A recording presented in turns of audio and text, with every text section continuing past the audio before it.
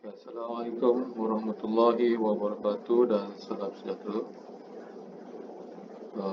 Untuk makluman tuan-tuan dan puan-puan, kalau apa yang saya cuba buat ialah untuk menentukan pemberatan tugas untuk setiap pensyarah ataupun staf.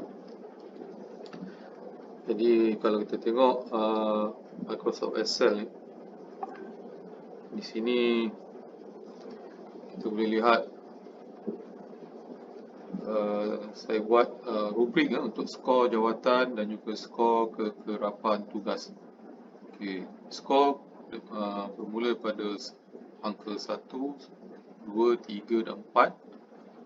Okey, untuk peringkat jabatan, sekiranya tuan-tuan dan puan-puan hanya JK, jawatankuasa peringkat jabatan, skor dia adalah 1. Dan skor 2 merupakan penyelaras ketua jawatankuasa peringkat JKM, penasihat akademik dan juga penggumbal peringkat JKM. Skor ketiga, ketua penyelaras unit, contoh dia penyelaras unit hak ehwal pelajar, penyelaras unit peperiksaan dan sebagainya. Dan yang terakhir ialah skor 4 bagi ketua peringkat PO. Kalau JK peringkat PO, kita bagi skor 3. Dan begitu juga kegerapan tugas, skor 1, 2, 3 dan 4. Bagi tugas tersebut hanya dilaksanakan secara formal setiap tahun sekali. Contoh Kongo, kita letak skor 1 lah. Kalau setiap semester kita ada buat, maknanya skor 2. Setiap bulan, skor 3. Setiap minggu, skor 4 lah. Tak kira dalam masa seminggu tu kita ada buat sekali, 2 kali dan sebagainya, tetap dikira dalam seminggu. Okey, contoh untuk staf. Okey, ini nama pensyarah, ini jawatan, okey, ini skor jawatan dan skor kekerapan. Okey, untuk pensyarah yang bernama Atroman ni, okey, katakan jawatan dia adalah JK Kongo. JK Kongo peringkat PUO lah, ini 3, kita bagi skor 3. Dan kekerapan, kerana dia setahun sekali kita letak 1. Dan begitu juga, dia juga sebagai penasihat akademik, iaitu peringkat jabatan, iaitu skor 2, kita letak 2. Dan kita bagi skor kekerapan dia, katakan 3. Mungkin 4 ataupun 3 lah, saya tak pasti. Kalau tuan-tuan ada buat report tu setiap bulan ataupun setiap minggu, anda katakan saya letak sini 4. Okey, maknanya tuan-tuan kena letak 4 lah di sini. Dan begitu dia penyelaras khusus. Penyelaras khusus pun sama juga skor 2. Penyelaras.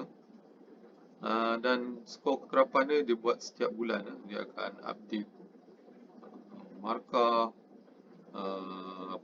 dalam IPUO dan sebagainya setiap bulan, maka saya letak sini 3. Okey, begitu dia contoh yang kedua, nama pensyarah saya letak Spiderman. Dia ketua penyelaras peringkat JKM. Yang saya beritahu tadi lah, HCP, CSET, keselamatan dan kesihatan dan sebagainya. Ini 3. Ini 3. Dan kekerapan dia setiap minggu dia kena buat. Dia kena tengok orang unit-unit yang lain di bawah dia setiap minggu, maka saya letak sini 4. Sini 4. Begitu juga JK keselamatan. Dia di dalam penyelaras unit, dia ada banyak lagi unit-unit di bawahnya. Salah satu dia, Spiderman ni di bawah JK keselamatan, JKM. Maknanya dia 1 je lah. Okey, 1. Dan skor kekerapan dia mungkin setiap semester dia buat. Ini 2. Ini contoh ini hanya contoh. Tergantung pada tuan-tuan. Dan begitu juga ketua JK Pelupusan. Dia sebagai ketua JK Pelupusan peringkat jabatan. Ketua JK peringkat jabatan JKM 2 dan dia melaksanakan tugas ni setiap semester. Maknanya 2 lah skor di sini. Okey, begitu juga Superman ya.